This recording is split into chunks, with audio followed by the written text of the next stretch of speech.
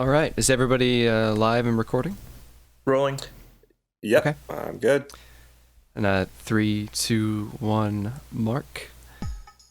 Hello and welcome to the very first Banana Van podcast. Hopefully the first of many to come. I am, my name's Gary, also known as ReachAndromeda is my gamer tag. And we have a couple other lovely gentlemen. Next we have is RavenPaladin. You want to introduce yourself, Ciaran? Sure, yeah. So yeah, my name's Ciaran, as mentioned. My gamer tag is RavenPaladin. I'm one of the long-standing members of the Banana Van. Joined not long after it started and been here since. Very good. After that we have firefightCONNOR. Yes, I am Kevin, gamertag firefightCONNOR, and I guess I'm the new guy here, even though I feel like I've been here forever, but...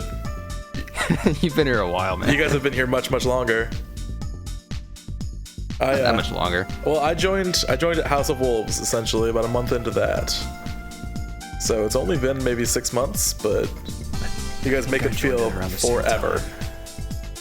It's been a very fun ride so far. And then last but certainly not least, we have our esteemed leader. We have iSocio, Michael. Yeah, hey guys. So I am iSocio, Michael. I am the founding member of the Banana Van. Started it about a week after launch of Destiny, and we've been going strong ever since. And we have taken on a shit ton of new members as of late. Yeah, we need to address that, because how many have we gained within the last week? Within the last 3 days? just under 50%. Holy crap! I've taken the number of them that were online at one point were all new names. There were like 20 of them, 20 plus. And I kind of, for this podcast, at first, I wanted to take a moment to acknowledge them. At first I wanted to be I wanted to list them. Then I realized I don't know everybody. They're all so fucking many. There's too many. So we're just going to clump it into a group thing and say welcome all of you, and we're very happy to have you. Yeah, I'm looking online in our chat right now, and out of 7, just normal users on there, 6 of them are brand new. Yeah. We had a very significantly useful, good Reddit post that we threw into the fire teams, and then again we also threw it into Team Up Tuesday, the subreddit sticky post, and the gathering of people was very significant. We when we kind of settled our community back into Discord after changing across from Hangouts, I think we had about 32 active members of the original Banana Van kind of decided to keep coming across with us. We lost a few along the way. Yeah, they got lost. Side roads, that kind of thing. But yeah, so I we're looking at it. We have just over 60 now. That's 60 active members. They're not putzing around in the background. These people are actively in the LFG tab in our Discord app, asking for shit to do, and it's awesome. I think Discord is a huge help for that, because throughout the history of the clan, we've done this is probably the 5th recruitment drive that we've had in the van, and this has definitely been the most successful. We've gotten a lot of people in the history of the van, but this is the most consistently active group that we've invited to join us. I'm really impressed with it. Oh, definitely. This is probably the best group of gamers I've been a part of so far. It's all very coherent. Everybody's super nice. Everybody knows what they want to do and are willing to help other people do it. It's really great. Having been on the other side for so long, on the LFG side, through Vanilla and a little bit of Dark Below and House of Wolves, it's rough. I mean, I stopped about 2 weeks after Crota launched, because you go into a new raid that you don't really understand the mechanics of, and I remember Crota launched, I believe, on a Tuesday. Maybe not. Maybe on a Friday. It makes sense because their updates are on Tuesdays. Within. I think it launched on a Tuesday. Then they were, yeah. I remember I was raiding on the Monday after it released, so no more than a week. And the fact that I didn't understand what had to happen at the bridge was like frowned upon, and like there was discussion of kicking me out and finding someone that knew what they were doing. And I'm like, guys, it's been like less than 100 hours since, and I stopped playing almost very shortly after that because I'm like, this is just so toxic. It's not fun anymore, and it is so different now to this where, I mean, we run people through Sherpa runs all the time. No problems whatsoever.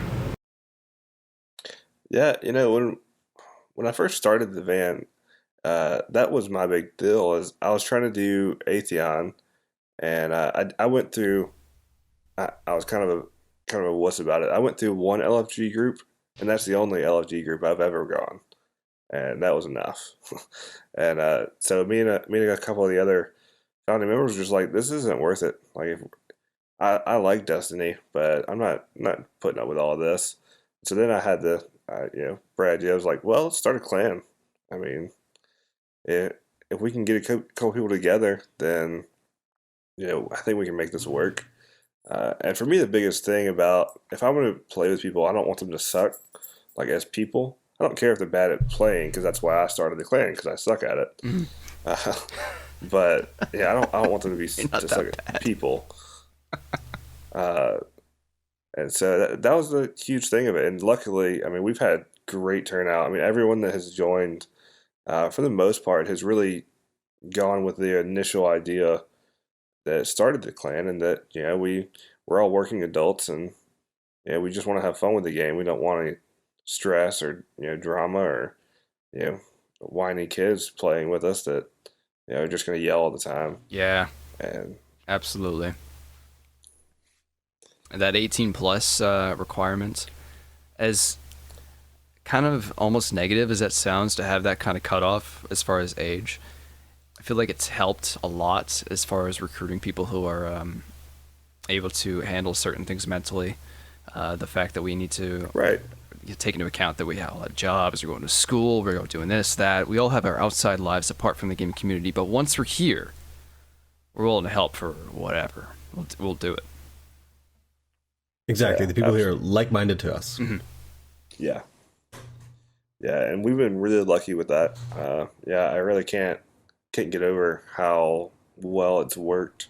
And it's weird because throughout we've been together for over a year now, and there's been sections of time where we had really great groups, and then some of them would taper off, and then we would relaunch, and we get some more great people, and it's just been really consistent finding just good people.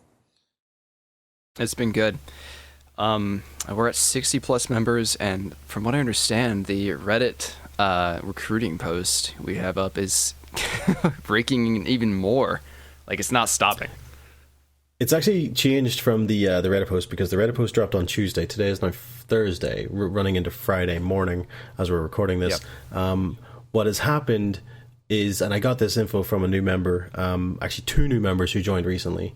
As people have been joining us from Reddit, it has been boosting us on the Bungie.net website to the point where it's, when you go to search for a group and it's like, oh, trending at the minute, or most popular. What's happening is people are scrolling in the list. They're not having to go very far, and they're finding the Banana Van. They're finding us in that Bungie page of most popular clans at this time. Oh my God, we're popular. We are popular. We're catching first. Like I keep saying, to me because Resolute, watch out. Yeah. That's right. We're coming for you. We're coming for you. Maybe we'll be on par with Mr. Fruits in like a month. Right. But unlike other clans, we're helpful and shit. Not to say they aren't, but the clan motto.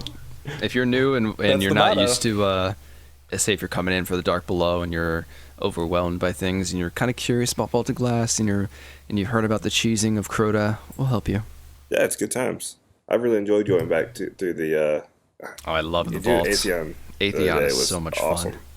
Loved it. Especially now that you can. I still think it's the best designed I raid. agree, and it's so much fun how you can down him with like Sleeper and Black Spindle in one fucking damage cycle. Yeah, it's and nuts. actually that could lead us on quite nicely onto one of the new things that we're trying to do here in the clan, as we've kind of jumped from 30 or so members up to about 60.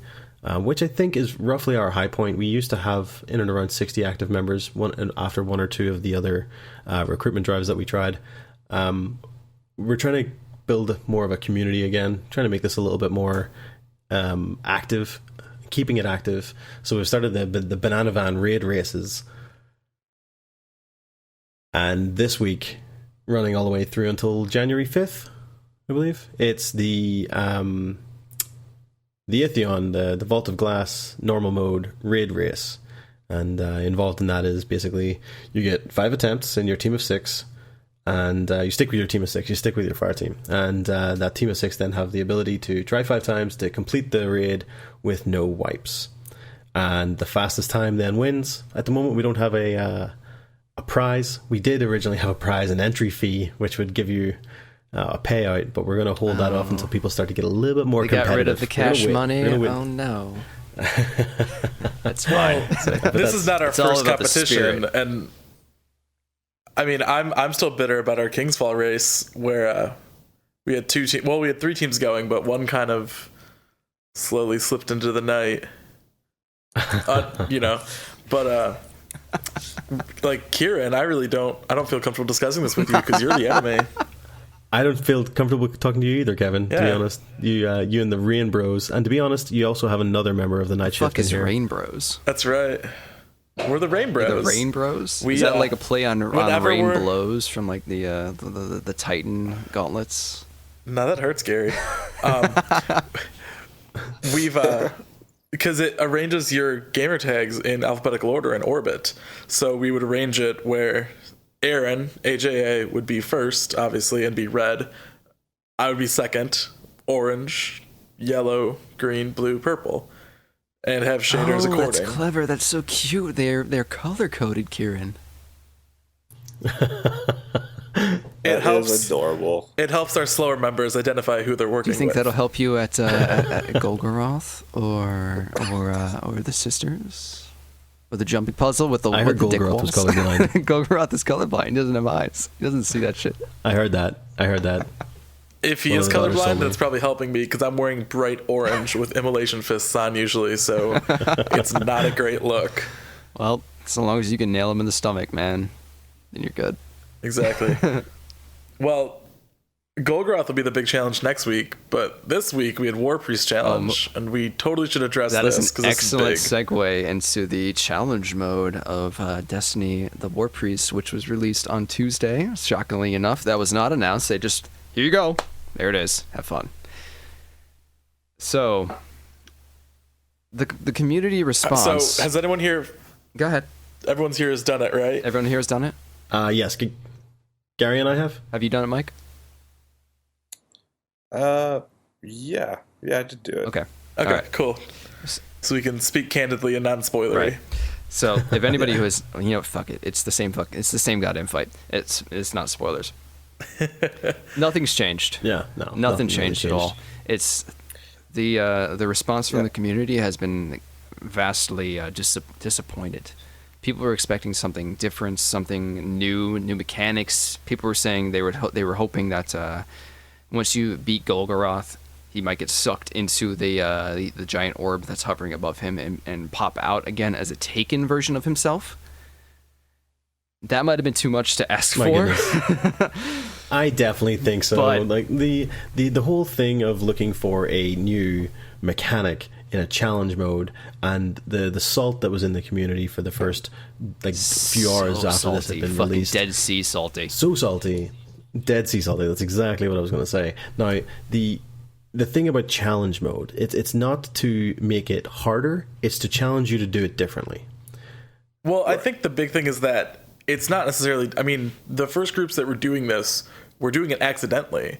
Yeah, exactly. Because they didn't have to modify their gameplay at all. They did it without realizing it. I woke up Tuesday and I went on the subreddit and I was looking and it's do it in 2 cycles. I'm like, okay, that's a reasonable challenge. because I know I've been in groups where like 2 cycles is nothing, and then I've been in groups where like, we have to go to the 3rd, and God, I hate to do it, but go to the 4th. And as the day went on, information was changing and thinking, okay, it actually has to be different aura holders. And I don't think many people were giving aura to one person. It was very much if you were there. Yeah, if you got it, you got it, and you got to do it. We move from there. And I don't know, just the fact that the challenge could be completed accidentally by a majority of people is... I like the challenge mode, especially because I got good drops out of it, but I can see where the opinion of like, this is it, kind of comes from. The silver lining of the challenge mode. The guaranteed 320 artifact and heavy, awesome. It's great because we've been waiting for an artifact for what's that? Or special. The special weapon could drop as well. You know what? I did get a special, but it wasn't 320. I got 320 sniper rifles.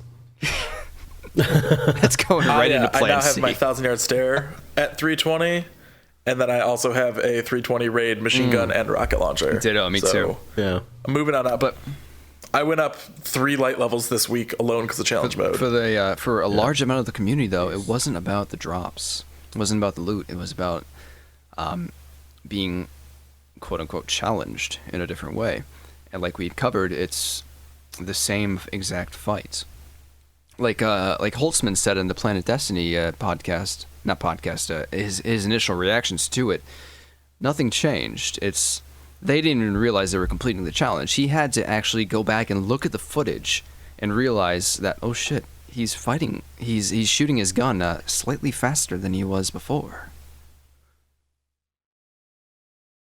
I'm not sure if this was confirmation bias, because I always play down in middle, and I was feeling a little more threatened with thralls, but not immensely. I didn't hear anything about that. Maybe.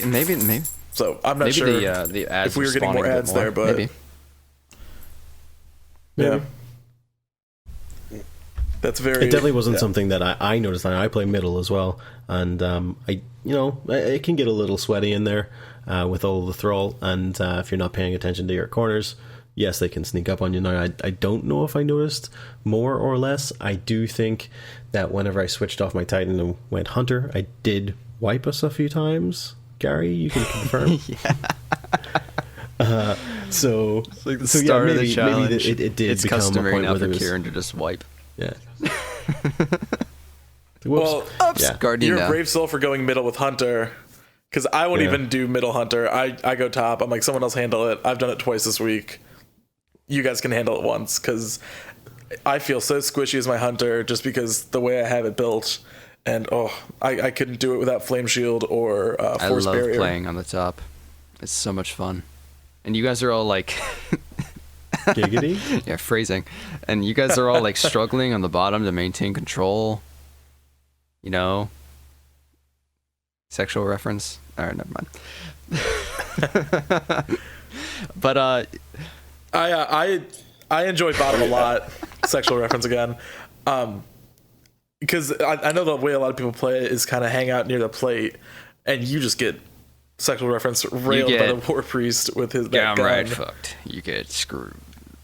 But if you play right against the wall under him, where like those knights are coming out of, you're safe. He can't hit you. It's actually a really That's where comfortable I've seen space. Dado's gameplay. If I ever seen him playing on the War Priest, he's down in the middle and he's right up against the wall, right next to the War Priest, and he can't do anything. It's just you managing the thrall and then the knight that comes out.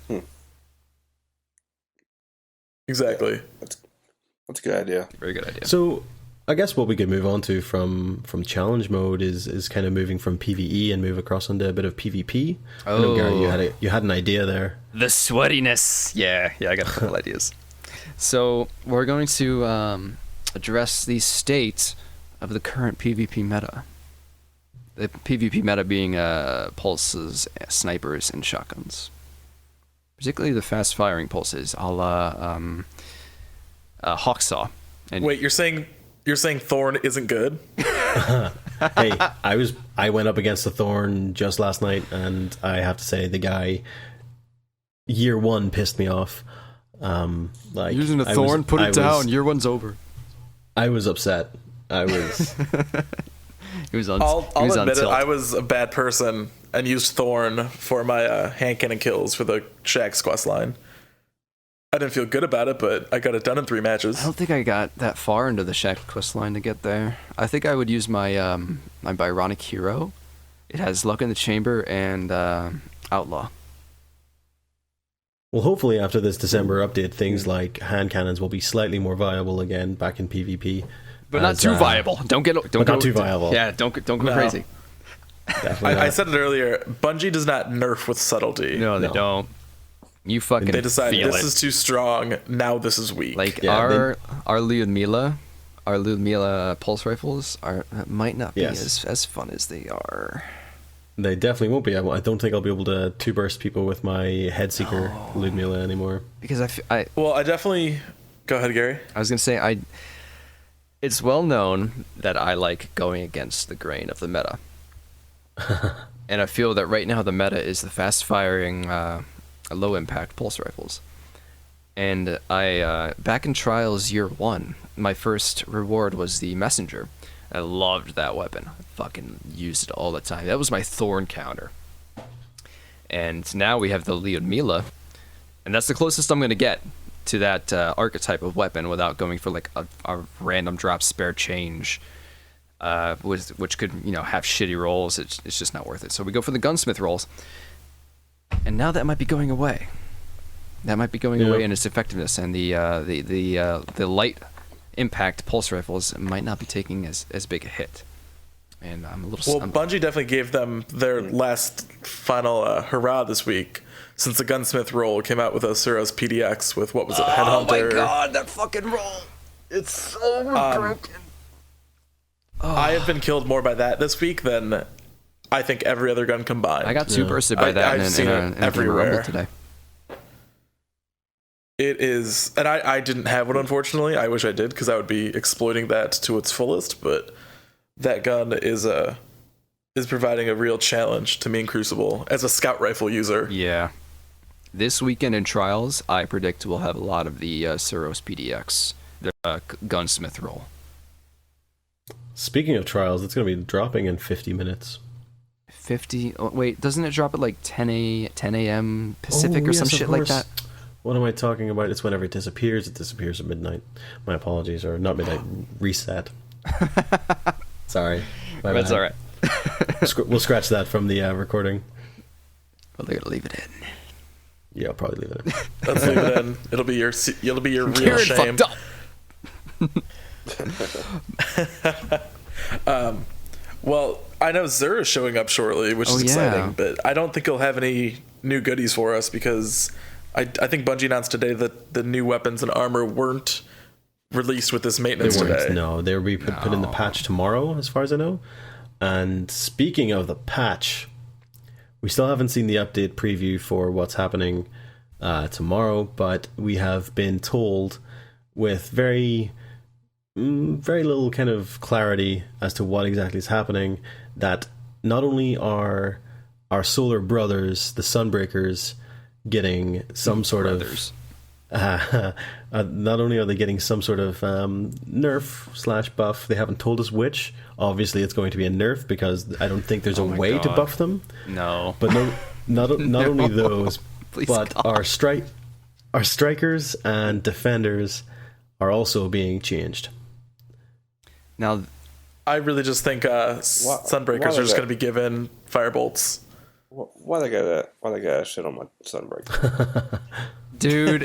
There's nothing wrong with hammers. Okay, it's been beat to death at this point, but I'm gonna say it anyway.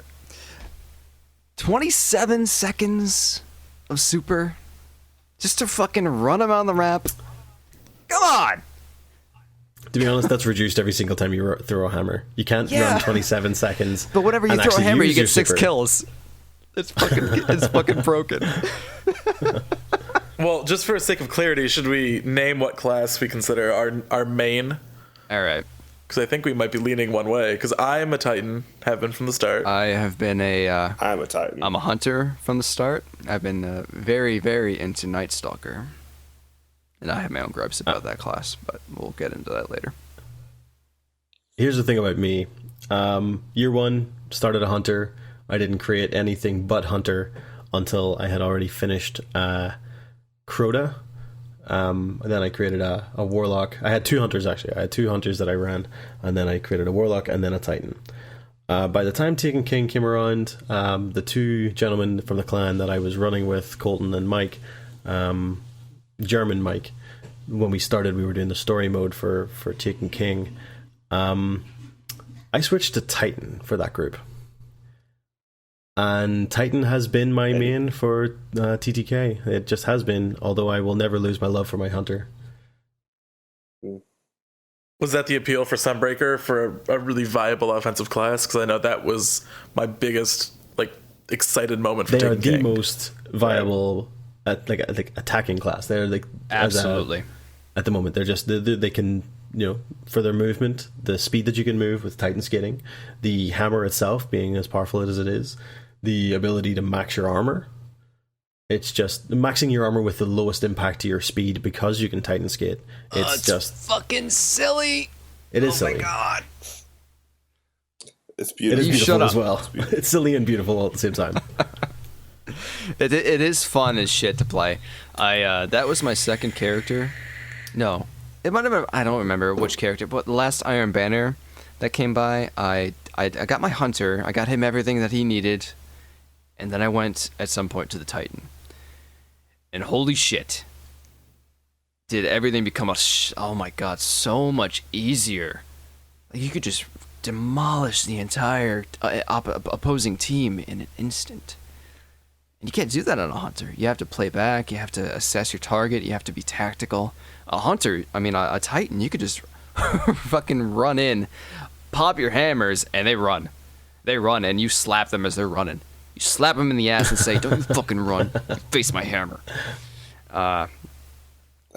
There was a post on Reddit a couple weeks ago discussing, and this is legitimate, the viability of suicide over getting killed by a Sunbreaker. Just throwing yourself off the map. And people were like, no, it probably won't work because the splash damage and the tracking is so extreme that they'd probably tag you and then just you'd give them the kill anyway. I've definitely died and then not revived until the timer makes me. Exactly. If we're on Shores of Time and I see a Titan, if we're on sea area and I see a Sunbreaker running rampant, killing everybody towards me, I'll run to the back of the map and jump off. Yeah, That's better than giving him the point. Minimize the damage. Yep. Yeah. Especially last time when it was Clash. Ugh, so many points he would get every time. I enjoyed the Iron Banner Clash. Control is worn very thin on me at this point, and it was a nice change of pace. We did have a year of definitely. Control. It was rough. Right. Clash was refreshing. I enjoy it, but yeah, it was nice to not have to worry about anything but killing people. Yeah, well, with Control, and it was the daily a few days ago or something, and I hadn't played it since Iron Banner, and I remember, oh my god, I forget what it's like to have 1 point and just keep trading A and C back and forth with a team of randoms, and just watching you down by 1,000, 2,000, 3,000, and by the end of the game, it's 20,000 to 13,000, and it's just it's so frustrating that there's really nothing you can do because they're just. For every 1 kill or for every 2 kills you get, they only need 1, and it's rage-inducing it sometimes. Especially towards the end of going into that Iron Banner Clash, it really solidified how badly you need a full at least 4 people going into that in your fire team to have actual success. Because people will the opportunity to spawn camp really went up drastically in that game mode.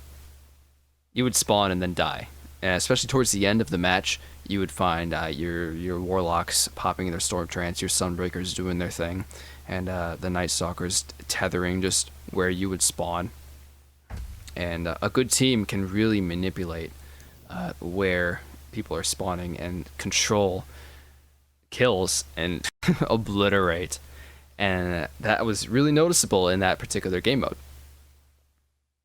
Well, and also with Clash, take Black Shield for instance on Phobos. Black B is outside, and it's a poor defensive position. Like if you're at B, you're very vulnerable. In fact, like every other spot around it is a better place to be. But in Clash, you can go to that insider room where you've got 3 entrances with doors, which are hugely beneficial. And we had several matches on Black Shield where we crashed the middle, got in there, stayed there. You've got heavy spawning to you. Just control the middle. And just changed supers and watched people walk in. What's funny is because they just charge. Holtzman from Planet Destiny hates that fucking map because just because of the doors. Because the doors can open and close when you approach them, and that completely just gives you this like turtle position if you're inside. If you control the inside of that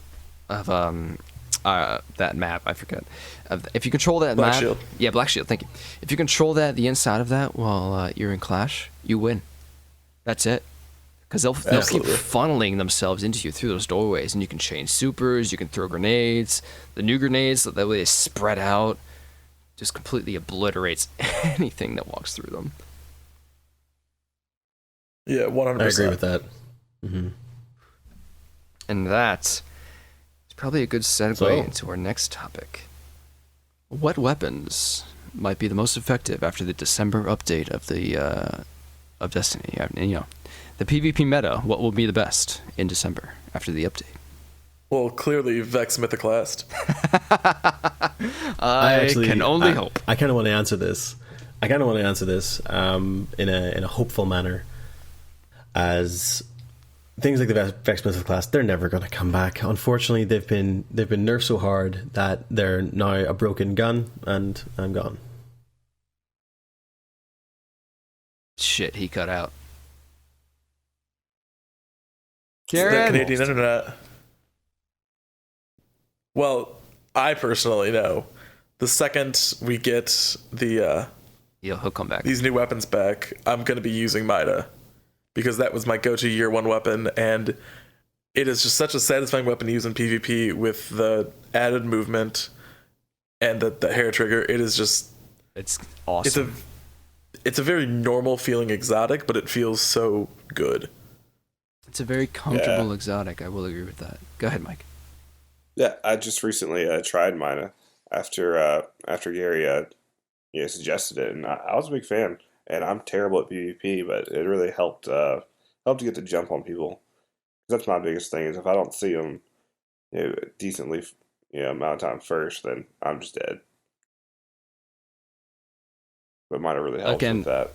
That's the fucking pulse rifle meta you see now. 2 bursts, dead. But if you get the jump on them with the Mida, they can't hit what they can't see. They can't hit what they can't track. Can't hit the moves too fast. Yeah. They can't hit Sonic the Hedgehog. Sorry, I had some issues there with Discord. My apologies. That's cool. My answer was I was hoping that auto rifles really do feel this buff, because they did their best and it was decent with Taken King, but it just wasn't quite there yet. And I am hoping that my Zalo Supercell will become ever so slightly more powerful. The Zalo has been kind of a decent contender in competitive PvP, as I've noticed. People every so often have been using it in trials to decent effect. Like, I don't see it coming, and I get mowed down, and I'm dead, and I get mad. I get fucking down by an auto rifle. What the fuck? So yeah, I just recently got the Zalo Supercell. I'm a big fan. I really like it. It is super fun. It's a great PvE weapon, and apparently it's great in PvP. I think it falls into that category of just a weapon that feels very fun to use. Like, I personally, I will admit that I used it, but I fucking hate using Thorn. Like, I don't feel that it's a good weapon. No. Like, it's not fun, it's not enjoyable. Like, I don't know, it's ugly as shit to me, but I don't know, Zalo, like guns like Zalo or Surus Regime or Mida or even like the Mythoclast and Vanilla were very, they put a smile on your face and you got a good kill with them. You're right. Yeah. You're absolutely right. The one thing I don't like about Zalo, and this is a perfectly, completely aesthetic approach to this opinion. if you look at the gun model, the magazine goes into the stock of the weapon. It makes no sense. What do you mean? It goes into the stock is wood. It any modern day weapon, it's supposed to go into the fucking loading chamber where it's right next to the firing mechanism. It doesn't work. It's not supposed to go into the stock. I have a little bit of information for you, Gary. What? It's called a bullpup weapon, and what that means is it's rear loaded, and it is a modern day weapon, and it's still used by at least 2 militaries that I know as their standard issue rifle, which the Australian Army, or sorry, not the Australian Army, the Australian Air Force use the AUG A2, which is a rear-loaded bullpup rifle, and actually it increases the stability of any assault rifle that actually uses this type of loading system. And then also the British Army, the British regulars also use a bullpup. I'm not sure of the make, but it is Well, shit. Then my concerns have just been put to rest. Thank you, Ciaran. You're welcome. It's a bullpup. A fucking bullpup. Okay, I'm good. I'm good from now on. That was my main concern with that weapon, just because the fucking magazine goes into the stock. I'm like, that doesn't look right, especially because it has that like circular. We all learned something today. Thing underneath it, under the firing mechanism, and it looks like that should be the magazine, but it's not. All right, I'm done. Well, Go ahead. Supercell. Go ahead, Kevin. Whatever you were saying. I don't, the weapon design in Destiny is really cool because there's a huge variety between a lot of the weapons. And I've liked what they've done with Taken King with the armories, where like you've got Amalan and Hake, and Suros. And I was like dead set on Suros because I loved my regime. It is still my most killed with exotic by thousands of kills because it was all I used in vanilla because it was very effective. But oh my god, it was so good. Yeah, but I'm like I'm in on Suros. I don't own any Suros weapons. And I think the big selling point was Hung Jury being an easily accessible scout rifle with good perks and a good, archetype. It is mostly what I use. The Hung Jury is I'm a big fan of Hung Jury. It's an incredibly adept weapon. It's so good. With Firefly and Triple Tap, it's excellent for PvE and holds its own in PvP. I use it in PvP. Just because I don't have Mida yet, but you don't? Do you use that? I mean, I don't have Mida in year 2. Oh, well, I mean, like regular PvP, it doesn't matter. Yeah, I hate to, use Mida or Thorn or whatever in regular PvP. And when Iron Banner or Trail rolls around, I'm like, what do? So I try and remain pretty consistent with my loadouts. And I mean, Mida doesn't count. You know that. Mida doesn't count. Obviously. Okay. I guess that's our PvP rants. What do we have next? We've already talked about King's Fall. Okay, we have a slightly off-topic thing. We have our music freaking I want you to listen to this because I like it kind of list. Recommendations is the word I'm looking for. Yes. So, pardon me, I've been I'm like 6 drinks in. So, I'll start off. This week I have been listening to the most recent Dream Theater album. It's their self-titled album, and it's extremely good. It's the best they've put out in years. And it's not like the typical if people say I like metal, people think of like, oh, it's just screaming, it's so abrasive, it's harsh. If you think about classical music and put a little bit of distortion on that, plus some singing, then you have Dream Theater. It's very listenable, and I would recommend anybody check it out. Anybody who has an interest in rock or metal at all.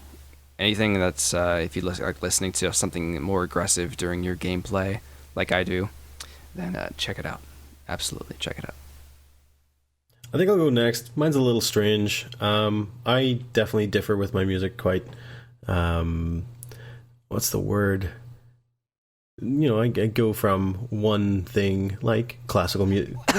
Eclectic. That's exactly the word I was looking for. Thank you, Gary's cough. I find a playlist on Spotify which is just called Fallout. So I have been listening pretty much non-stop that I have to listen to music, or I get the opportunity to listen to music. I've been listening to Dean Martin, Frank Sinatra, Slim Whitman, like the Ink Spots. I've been listening to so many old, like 40s, 50s tunes, as many as I can find. And it's just been my playlist of the week. Fallout on Spotify. I definitely got in a Sinatra Rat Pack, Very good. Dean Martin kick when New Vegas came out. I remember like raking leaves to Ain't That a Kick in the Head, being like, I wish I was playing Fallout instead of doing these chores.